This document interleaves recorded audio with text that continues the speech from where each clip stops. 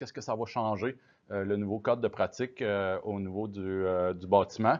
Puis, c'est peut-être un des codes de pratique qui est le plus, qui va faire le plus de changements pour les producteurs laitiers au Québec puis au Canada. Donc, ce que je vais faire, c'est un petit peu une mise en contexte, présentation des exigences et des pratiques qui vont être exigées aux producteurs.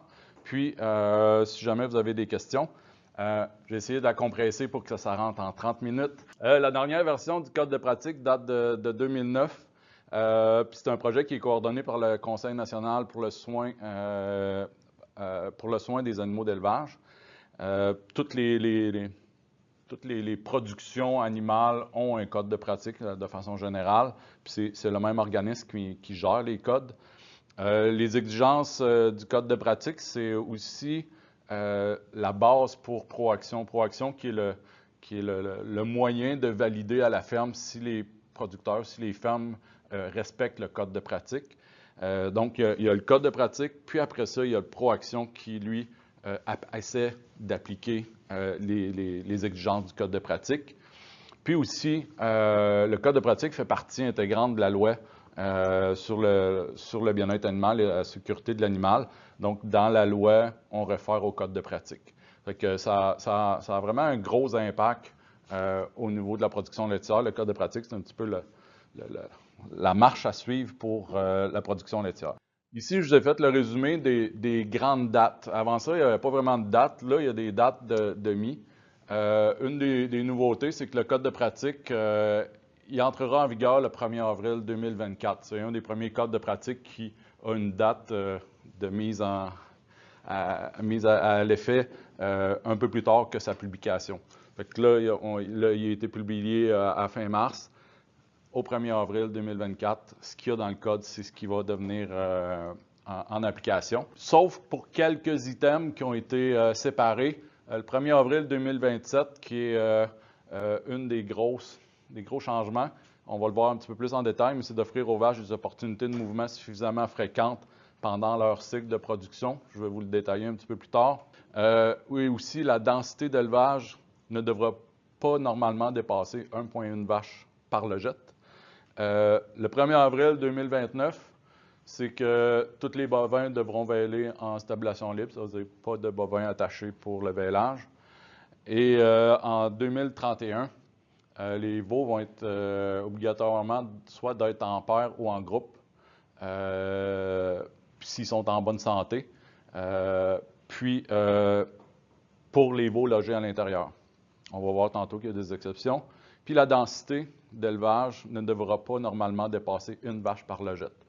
Les calculs du nombre de vaches, 1 pour 1, une logette, une vache, une logette, c'est ce qui va être dans l'avenir. Donc, au niveau des chapitres, juste s'il y en a qui ont lu le code de pratique ou belle lecture de chevet, il commence à être épais, j'aurais dû mettre ma copie ici, là, mais quand c'est écrit bovin, ça veut dire que c'est tous les animaux dans la ferme. Ça veut dire les veaux, les vaches, pas les chats, là, mais tout ce qui est bovin. Tous les animaux sont inclus. Génisse, c'est juste parce qu'il n'a pas été fait une différence entre des génisses et des tares. Génisse, ça inclut les jeunes bovins femelles du sevrage à aller jusqu'au premier vélage. Puis les veaux, c'est les bovins ou les mâles jusqu'à l'âge où ils sont sevrés, c'est-à-dire de la naissance au sevrage. Puis les nouveau-nés, dans certains bouts de texte, ça parle des nouveau-nés, mais c'est des veaux de la naissance jusqu'à 28 jours. Fait que c'est juste des petites précisions sur le langage qui est utilisé dans le code de pratique. Suite au webinaire, on a eu des questions aussi, fait qu'on a tenté de vous les remettre en résumé. On se faisait poser la question, c'est quoi une nouvelle construction? Une nouvelle construction, ça va être toute nouvelle construction après l'entrée en vigueur du code de pratique, ça veut dire 1er avril 2024. Toutes les vaches en lactation sont relocalisées dans un nouveau bâtiment. C'est-à-dire, quelqu'un qui va rebâtir, qu'est-ce qui est considéré comme nouveau bâtiment? C'est si on prend des vaches qui sont traites, mettons, attachées, puis on les remet dans un autre bâtiment. C'est vraiment dans un déplacement du troupeau en lactation. Les agrandissements, les rénovations ne sont pas incluses dans un nouveau bâtiment. C'est-à-dire quelqu'un qui est déjà là pourrait rallonger son étable, mais ce n'est pas considéré comme un nouveau bâtiment. C'est une amélioration au bâtiment actuel, mais pas un nouveau bâtiment. Soit un agrandissement, ajout de stalles, rénovation, refaire des stalles. Puis, on a eu la question aussi, quelqu'un qui voudrait acheter une nouvelle étable. Une nouvelle étable entravée déjà existante est possible si les exigences s'appliquant déjà aux étables construites sont respectées. Ça veut dire quelqu'un qui est un nouveau producteur qui va acheter une étable en stablation entravée, puis que les animaux ils respectent le code de pratique normal, bien c'est toujours possible. Il n'est pas obligé d'avoir une étable neuve pour démarrer dans la vie. Ça peut être un peu plus dur. Au niveau des veaux, les veaux ne doivent pas, lorsque le code va être en fonction, le 1er avril 2024, les veaux ne doivent pas être attachés comme pratique normale de logement à l'intérieur. Donc, à partir du 1er avril l'année prochaine, il n'y a plus de veaux attachés à l'intérieur. Les producteurs qui élèvent des veaux individuellement doivent élaborer un plan pour passer à une méthode de logement en paire ou en groupe, en consultation avec un médecin vétérinaire et tout autre conseiller qualifié. C'est-à-dire que à partir de 2024, pas de veaux attachés, mais en prévision, ce qu'on voit au niveau du 1er avril 2031, en prévision que les veaux qui sont en bonne santé, robustes et compatibles devront être logés en paire ou en groupe avant l'âge de 4 semaines. C'est que d'ici ce temps-là, de 2024 à 2031, il faut que le producteur ait démontré comment est-ce qu'il va faire pour s'en aller en logement en groupe. Logement en groupe, même dans... C'est pas quelque chose qu'un producteur peut faire de façon assez facile. Ça change beaucoup au niveau de la gestion, de la façon de faire, l'hygiène, le type de bâtiment. Ça prend des conditions gagnantes pour que ça fonctionne bien, parce qu'on peut vraiment manquer notre coup si c'est pas bien fait. C'est pour ça que le délai a été mis. Habituellement, les codes sont révisés aux 10 ans. Le délai a été mis assez loin pour que les producteurs, les intervenants, tout le monde réussisse à faire une belle transition pour ne pas détériorer le bien-être plutôt que de l'améliorer. Fait que tout le monde s'entend pour dire que c'est une bonne chose, mais il y a des conditions gagnantes pour pouvoir y arriver.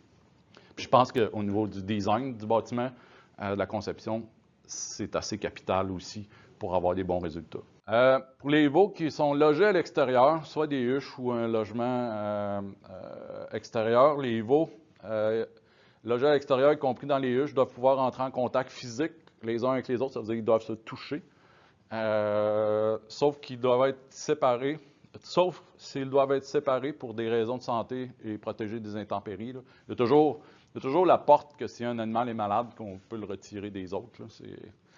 Puis les veaux peuvent pas être attachés, ne peuvent être attachés que s'ils sont logés avec des huches. C'est la seule exception, les huches, que les veaux peuvent être attachés. Au début, je ne sais pas s'il y en a qui avaient vu la version préliminaire, c'était pas attaché du tout. C'est revenu attaché. Une des raisons, c'était les intempéries, le nettoyage de l'enclos, qui était peut-être pas simple d'un fois dans certains. Le Canada est grand, là, fait qu'il y en a qui ont des saisons de pluie assez grandes. Puis, donc, au niveau du nettoyage, les huches, les veaux peuvent être attachés. Sauf qu'il faut qu'ils soient assez grands pour qu'ils puissent aller, la chaîne, la corde, soit assez grande pour que le veau puisse aller se coucher à l'extérieur et même qu'il puisse être capable peut-être d'aller sur le côté pour avoir de l'ombre. Fait que il y a des conditions aussi. Puis on va voir comment ProAction vont l'appliquer en tant que tel, mais c'est la seule exception qu'il y a au niveau de l'attache du veau. Au niveau des génisses, c'est à partir du sevrage à aller jusqu'au vêlage. Le logement, il n'y a pas eu beaucoup de changements, mais ce qui a été mis de plus, c'est que le logement doit être conçu pour permettre aux génisses de se lever et se coucher avec aisance, d'adopter des positions de repos naturelles, de faire leur toilette et d'être en contact visuel et physique avec les autres bovins. Donc, ils doivent pouvoir se toucher, puis aussi, ils doivent pouvoir faire leur toilette, là, se lécher, se tourner. C'est-à-dire que les animaux pourraient être attachés, les tares peuvent être attachés, mais il faut que la chaîne, il faut que la façon que le logement soit fait, qu'elle puisse pouvoir avoir quand même une certaine aisance, ce qu'il n'y avait pas dans le code d'avant. Au niveau de la conception des stalles, le code a été un petit peu plus pointu que ce qu'il y avait avant. Les stalles et leurs composantes doivent être compatibles avec la taille des bovins et réduire au minimum les boiteries, les blessures et permettre aux bovins de se reposer confortablement, se lever et se coucher avec aisance. Donc, tantôt, je pense que c'est Johan qui a parlé que les bâtiments, des fois, les stalles sont un petit peu trop petites, mais ce que ça dit, le code, c'est qu'il faut que les stalles soient adaptées à la grosseur des animaux. Fait que ça a mis un petit peu plus de pression sur. Faut que les stalles fit pour les animaux où est-ce qu'ils sont. Les attaches et les autres entraves de tête doivent permettre aux bovins de pouvoir se reposer, la tête retournée sur le corps. Donc, les anciens carcans qu'on voit peut-être encore dans certaines étables, ça va être interdit. Il faut vraiment que la vache puisse être capable de se coucher. Puis une position naturelle, c'est qu'elle puisse pouvoir avoir la tête sur le côté. Sauf que ça, il y en a plus souvent, mais il en existe encore. Les vaches en lactation, c'est peut-être un des plus gros changements. C'est qu'à compter du 1er avril 2027, c'est comme demain matin, les vaches ne devront plus être attachées continuellement durant tout leur cycle de production, c'est-à-dire d'un vêlage à l'autre. Il faut qu'il y ait une période où est-ce qu'ils auront la possibilité de bouger, d'être détachés. C'est-à-dire que le concept, c'est de ne pas être attaché 365 jours par année, 7 jours sur 7. C'est qu'il faut qu'il y ait eu une période durant sa lactation, de vêlage à vêlage, d'être détaché. Puis les étables nouvellement construites doivent permettre quotidiennement une liberté de mouvement sans attache et des interactions sociales à l'année. Ce que ça veut dire, cette phrase-là, ça ne veut pas dire que les nouvelles étables ne peuvent pas être construites en stablation entravée, c'est-à-dire en stablation attachée, sauf que le producteur qui se construit une étable attachée devra les faire bouger à tous les jours. Fait que ça ressemble à ça, mais c'est pas stablation libre, parce que des fois, on voyait, on n'aura plus le droit de stablation entravée, c'est pas ça, mais c'est pas loin. Fait que c'est juste de réfléchir que ceux qui vont avoir un projet de dire je veux rebâtir une étable neuve, attachée, pensez-y comme il faut. Ça va être de l'ouvrage, ça va être. Fait que c'est à peu près ça le message. Puis, nouvellement construite, là, c'est après le 1er avril 2024. Dans le cas de pratique, le comité a tenté d'éviter de mettre le plus de mesures possibles. Vous allez voir, dans le cas de pratique, il n'y a pas de dimension, il n'y a pas grand-chose au niveau des chiffres. La seule chose, il y en a dans ce petit bout-là, c'est que la densité animale ne devra jamais dépasser 1,2 vaches par logette. Ça, c'est le concept de base, puis c'était ce qu'il y avait dans l'ancien code. À compter du 1er avril 2027, ça commence à diminuer. Là. La vis commence à serrer un petit peu plus. C'est qu'à partir du 1er avril 2027, l'animal ne devra pas normalement dépasser 1,1 vache par logette. Puis le 1er avril 2031, c'est 1 vache par logette. Puis ce qui est important, le mot ici, c'est normalement. Normalement, c'est que la conception ou le bâtiment devrait être fait pour que la majorité du temps de l'année, c'est 1,1 vache par logette ou 1 vache par logette. Mais on peut tolérer des. Tu sais, des fois, il y a des booms de vêlage, tu n'as pas trop contrôlé. Tu l'as échappé un petit peu, mais oui, mais il faut que ça revienne à normal. Il ne faut pas que ça soit designé ou que ça soit la structure de l'entreprise soit bâtie pour dire je vais faire des 1,2 ou 1,3 stalles vaches par logette. C'est vraiment des mesures temporaires, mais de façon générale, la logique, c'était d'avoir 1 pour 1, une logette pour une vache. Puis il commençait à avoir déjà, lorsqu'on a fait le code, commençait à avoir déjà des études qui disaient au niveau bien-être qu'il y avait des effets bénéfiques pour être à moins qu'une vache par logette. Parce qu'il y a des logettes, des vaches qui n'utilisent pas, ils n'aiment pas être à côté de sa voisine. Au niveau du temps de repos, au niveau de la boiterie, il y avait des avantages à être encore plus bas. C'est pour ça que ça a arrêté à 1. Et 1, je pense que ça va être déjà pas pire si tout le monde est là-dedans. C'est sûr que celui-là, c'est celui qu'on a eu le plus de commentaires suite au webinaire. C'est surtout les étables à robots, que je pense que dans leur planning, il y a des producteurs qui avaient prévu overcrowder, avoir une surpopulation pendant un petit bout avant de mettre un autre robot. Fait que là, ça vient contrecarrer par probablement certains clans de producteurs avec cette exigence-là. Sauf qu'au Canada, de façon générale, c'est pas une pratique hyper courante. Aux États-Unis, oui, C'est couramment vu qu'il y a plus de vaches, mais au Canada puis au Québec, il n'y en a pas beaucoup. Puis dans les parcs, ça veut dire les aires paillées, les enclos, ici, la mesure a été diminuée. Avant, c'était 100 pieds carrés par vache, 120 pieds carrés par vache. Là, c'est 100 pieds carrés par vache d'aire de repos. Ça veut dire l'espace où est-ce que l'animal se couche. Au niveau du vêlage, les aires de vêlage, qu'elles servent au vêlage individuel ou en groupe, c'est permis, qui va être pas obligé d'être individuel, ça peut être en individuel ou en groupe, doivent fournir à la vache et son veau un endroit propre, sécuritaire, séparé du reste du troupeau en lactation et suffisamment grand pour que la vache puisse être aidée. À compter du 1er avril 2029, les bovins de toutes les fermes du Canada devront vêler dans un enclos de vêlage, dans une cour ou un pâturage qui leur permet de se retourner. Puis les nouvelles étables qui vont être construites à partir de 2024 devront permettre aux vaches de vêler dans un enclos de vêlage, une cour. Donc, eux, c'est obligatoire. Il n'y a pas de 2029. Là. Si tu construis en 2024, il faut qu'il y ait des parcs de vêlage ou des enclos ou une façon de vêler détachée. Puis ça, je pense, c'est peut-être probablement de votre côté, c'est peut-être une des questions parce que il y en a qui, dans le passé, qui l'avaient essayé, les parcs de vêlage, qui sont retournés attachés. Puis qui disent j'avais des problèmes, ma vache se retournait sur le bord d'un mur, le veau était pris, j'ai eu des accidents. Mais souvent, c'est juste la dimension. Dans le cas de pratique, il y a les exigences, mais aussi les pratiques recommandées qui sont en dessous.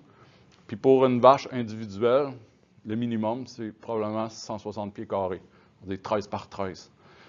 Quand vous imaginez une vache qui est couchée, du bout du nez à la queue, une vache mesure 8 pieds. Fait que là, c'est un veau qu'il faut qu'il sorte en arrière, puis il faut que tu ailles l'aider. C'est quelqu'un, les anciens parcs, c'était 10 par 10. Là. C'est sûr que tu vas être squeezé dans un coin à un moment donné. Il va arriver, les risques d'avoir un accident sont pas mal plus grands.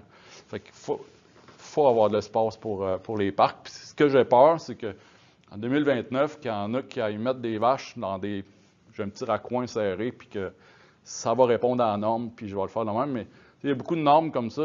Oui, c'est le fun. Oui, c'est correct, mais si c'est bien fait. Si c'est mal fait, ben ça se peut que le bien-être, on le détériore. C'est pour ça que je pense que tout le monde doit être sensibilisé à faire de quoi qui est bien. Puis les délais ont été mis là justement pour ça, pour bien faire les choses, pour avoir le temps de faire les choses. Parlant de temps, c'est bon. C'est beau faire des parcs de vêlage, mais ce qui a été rajouté, c'est qu'il faut que tu les emmènes au parc de vêlage. C'est pas juste d'avoir un parc de vêlage. Les mesures doivent être prises pour que les bovins vêlent dans un aire de vêlage désigné. Puis les vaches, ici c'est au niveau plus de la régie, mais les vaches qui s'apprêtent à vêler doivent être observées fréquemment pour être sûr qu'on la porte à temps dans le parc. Les autres groupes d'animaux, c'est les bovins en général. Il doit y avoir des aires disponibles pour isoler, traiter, s'occuper des bovins malades. Une stalle individuelle, ça peut être considéré comme en stablation entravée. Là, la stalle, est isolée des autres animaux. C'est beaucoup plus en stablation libre. De pouvoir isoler les animaux malades, blessés. Ce qui a été rajouté, c'est avec une boîterie. Si vous lisez le code, il y a eu beaucoup d'emphase mise sur la boîterie. D'essayer de réduire la boîterie. C'est un des problèmes de bien-être numéro 1 au Canada puis dans le monde. D'essayer de baisser le taux de boîterie. Tout ce qui peut être fait dans ce sens-là a été mis dans le code. Fait qu'il y a beaucoup d'actions au niveau de la boîterie. D'être capable de l'isoler. Puis, on va voir tantôt au niveau des planchers aussi, il va falloir qu'ils soient bien faits. En résumé, pour les veaux, la tâche est permise uniquement à l'extérieur pour les huches. Un des arguments, c'est que de pouvoir le permettre, la qualité de l'air est bonne. À l'intérieur, les veaux peuvent être logés dans des parcs individuels jusqu'en 2031. Ils doivent être détachés à partir de 2024, mais ils peuvent être logés individuellement jusqu'en 2031. Puis à l'extérieur, les veaux peuvent être logés individuellement en paire ou en groupe. La façon de loger les animaux en paire, c'est peut-être un pas d'apprentissage pour tout le monde. Ça aide. Souvent, c'est les maladies que tu as peur qui se transmettent. En paire, déjà, tu es 2 par 2. Tu as déjà un bon avantage de la socialisation. Souvent, le stress après sevrage il est moins grand. C'est peut-être une première étape à faire, d'avoir des parcs.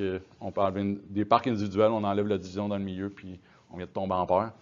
Des fois, c'est une pratique qui peut être facilement applicable dans certaines fermes.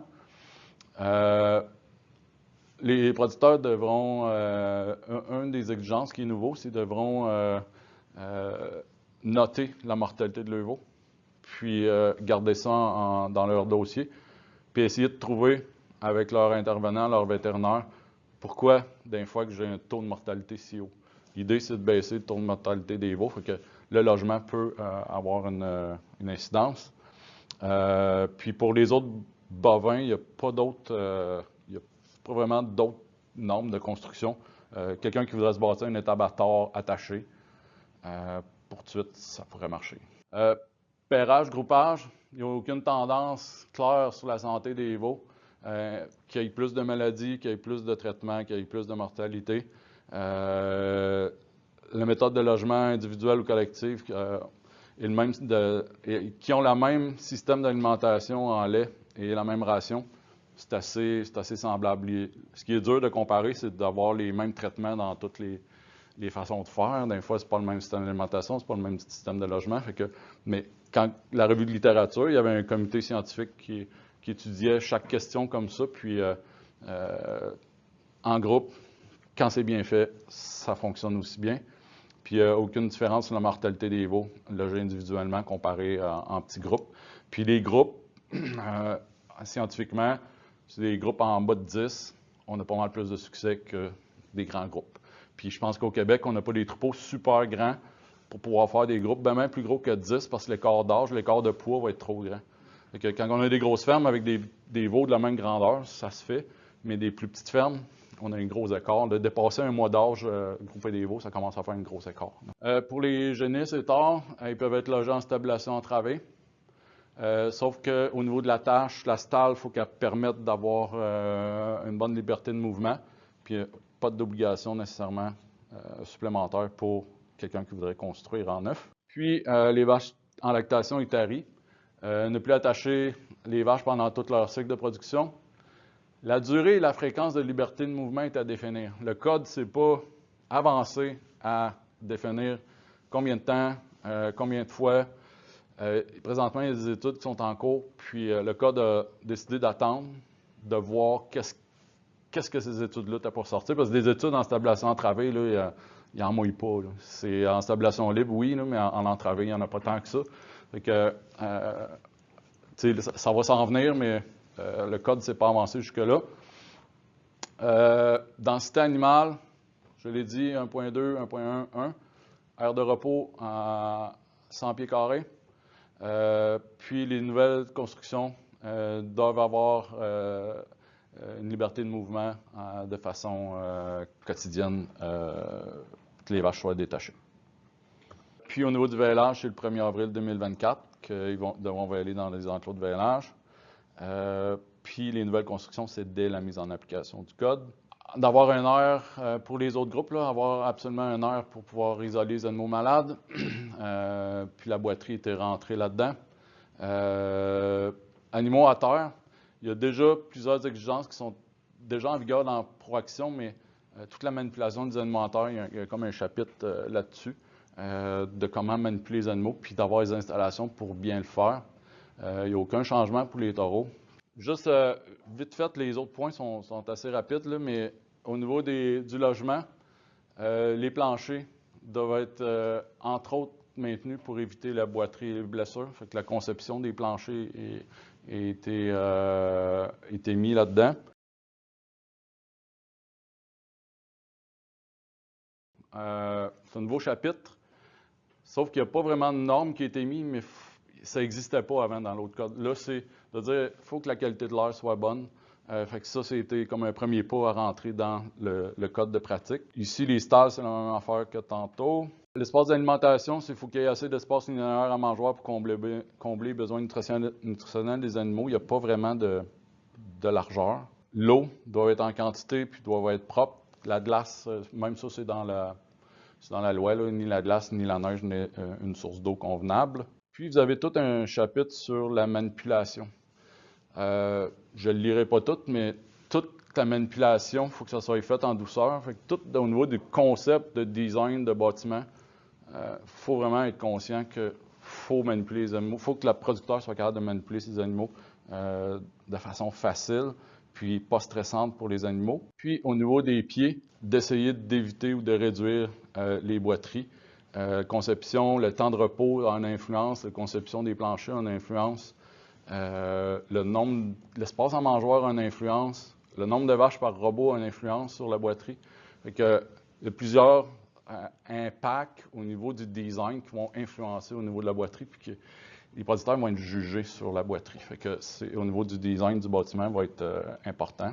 Penser d'avoir une place pour les rampes de chargement, de déchargement des animaux, des fois, c'est pas pensé. La date à retenir, j'en ai déjà présenté. L'intégration, c'est que là, le code il va être en pratique. Proaction, c'est l'organisme ou c'est qui va avoir une validation à la ferme pour voir si le code est appliqué.